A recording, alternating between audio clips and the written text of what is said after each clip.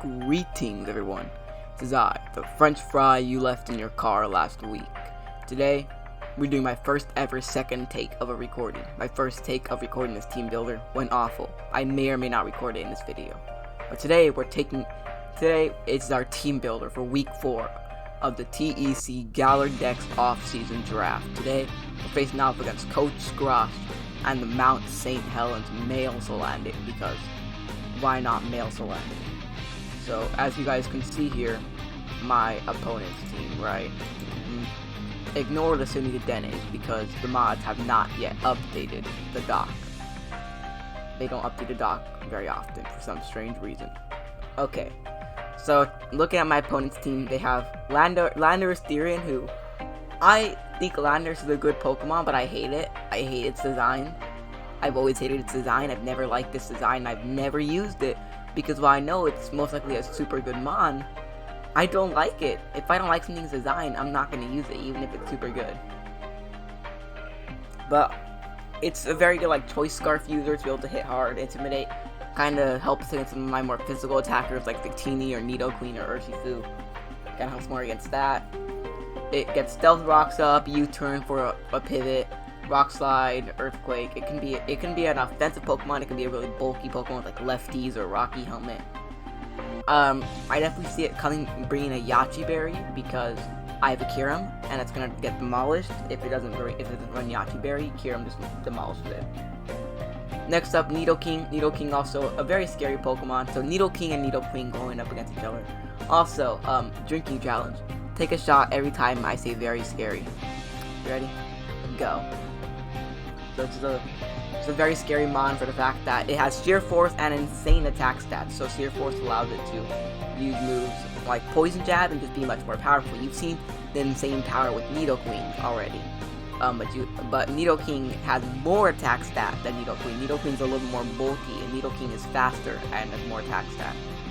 But while it is very scary for me, I definitely think I can handle it for the fact that I have threats that can outspeed it and can kill it. And from what I've seen of Scrosh's battles, they actually like to bring this team defensive, with toxic spikes and that kind of stuff. Next up is Thundurus. I have Tornadus, so we're going Thundurus and Landorus against Tornadus. It's Landorus Therian, but it still counts because regular Lando didn't actually get drafted. What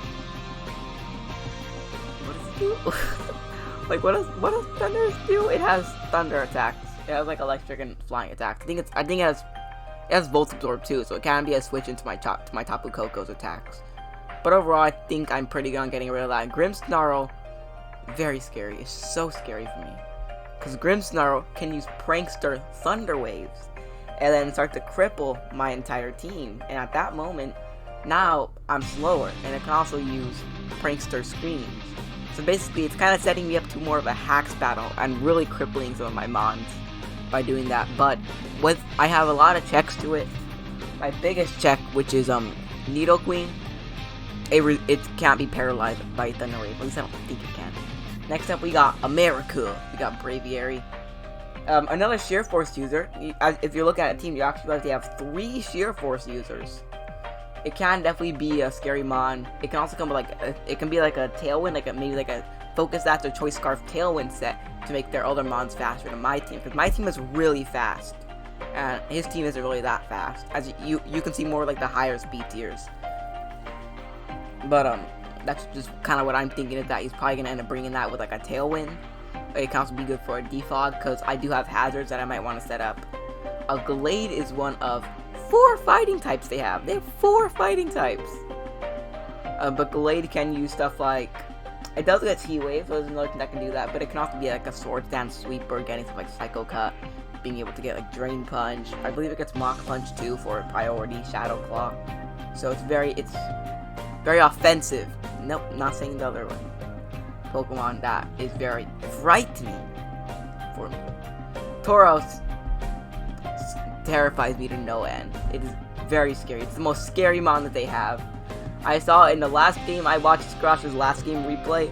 This thing was insane, and I dedicated a lot of my team to stopping this thing. Another Sheer Force user that very fast last week he ran a Choice Scarf. If he runs a Choice Scarf, I'm screwed.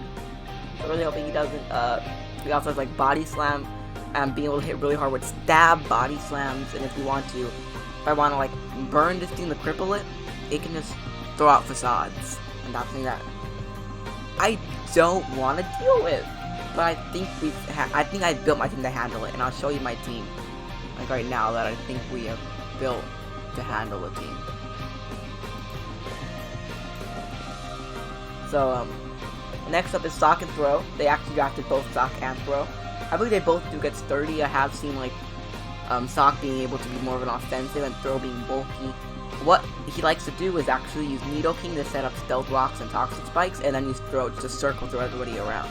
I don't really care too much though, because I have a Nidoqueen who would just absorb Toxic Spikes, and then I have like 3 Defoggers. So to me that kind of, so I don't really see that working too much. Him on top, which I think probably has the greatest nickname I've ever seen. I think I've only seen it about to 1 game, but the nickname was Spain without A. Fantastic. But of course, the Rapid Spinner, so that can be, it's another Intimidate user. You can also use Technician boosted like Rapid Spins and Mach Punches, which can also be something that can kind of get a little bit annoying. And then the final 2 mons, which really terrify me, honestly. I've prepped so much, and I don't even think I can handle it. We got Male, Salandit, and Combee. I'm not even gonna explain why they're so terrifying. But with those very frightening mons in my mind, I think I've built the best possible team to counter his team. So, let's do this. Let's jump into it. Well, that was very badly timed. But alright, we're back, and this is our team here. Starting off with Goodest Boy, our Kyurem. As you see, I'm kind of changing up the nicknames a little bit. Choice Specs Kyurem coming Hasty Nature, which I believe is the speed. I might need to fix the nature. I think maybe I messed up on the nature there. Maybe I think I meant to bring Timid. I don't remember, but Ice Beam, Flash Cannon, Psychic, and Shadow Ball. This is literally the best counter to his whole team. He has, with this moveset, literally there's no counters. The only counters really like Tauros. I think that's like the only thing that I don't cover with this moveset. Everything else is covered. So as long as Kyurem can outspeed everything, nothing's beating us. So Kyurem is a big win condition in this game. Next up, we're bringing Peace, our Victini, Choice Bandit, kind of similar to what you've seen all season, Jolly Nature. Pretty much literally what you've seen all season, V-Crate, Brick Break, Fusion Bolt, and Zen Headbutt. Well, the moveset's a little bit different. Brick Break is there, well, V-Crate is there just to do insane damage. Brick Break is there because of the screens that can be set up, so that kind of helps to break those screens and get them immediately off the field. Fusion Bolt is good, again, for coverage. I don't think he actually has a water type, if I'm correct, but it's just kind of there. And Zed had to go up for psychic coverage, especially with a team with so many fighting types. Next up, we got Oscar the Grouch, our Tornado's coming. That's actually Lumberry. This is supposed to be my answer to the Grimmsnarl. Is that I put this thing in on the Grimmsnarl, it paralyzes me, I Lumberry off, and I use a Sludge Wave and just demolish it. Like, I get a nasty plot, it's like, he's like, okay, let me slow this thing down. Let me go to my Grimmsnarl, and then let me use Thunder Wave. I have a Lumberry, so that's kind of like, that's my whole thought process. Knockoff's good to get rid of any items on Pokemon. Especially that Tauros comes Scarfed, or Lando comes Yachi Berry, I just get those out, and we're in a good position. Next up we also have Air Slash, Nasty Plot, Knockoff, Sludge Wave. So very similar to what you've seen the whole season. I don't think I gave it a proper nature. Wow, I made a lot of mistakes with my team. So I'll fix all those. Next up we got Stun Seed. Say it backwards, I dare you.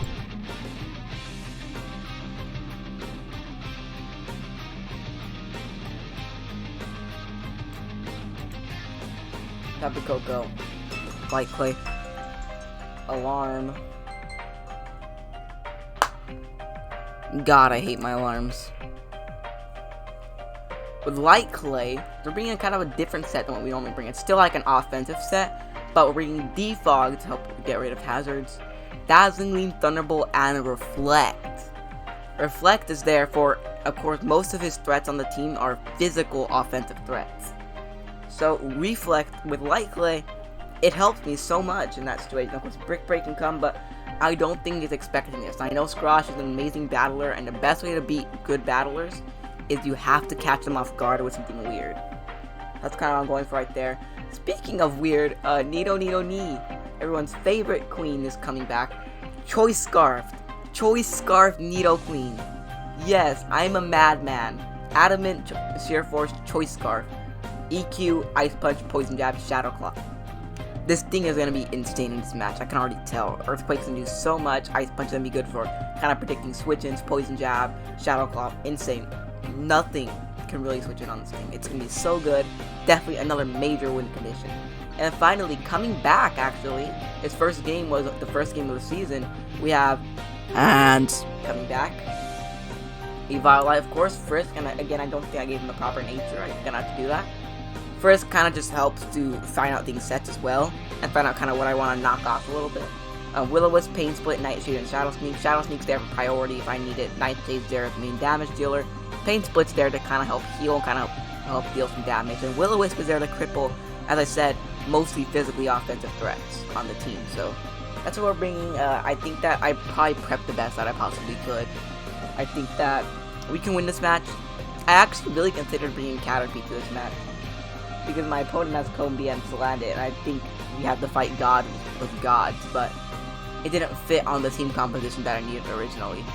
So I'm gonna play my match soon, and then you guys will see this when the match has been played. I'm very excited, and the playoff race is now also beginning. I didn't not mention that in the beginning, but this is a major battle in terms of playoff contention. If I want to make playoffs, I have to win this battle and my next week battle against two people who I know are amazing battlers who just won their last week. So I have to win these matches and win with a decent differential in order to make playoffs. But I don't think I will make playoffs, but you know, a guy can dream. But anyway, that's what we're bringing. I showed you what my opponent can bring. I'll see you guys in my next match. Hope you guys enjoyed all of this, and I'll catch you guys next time.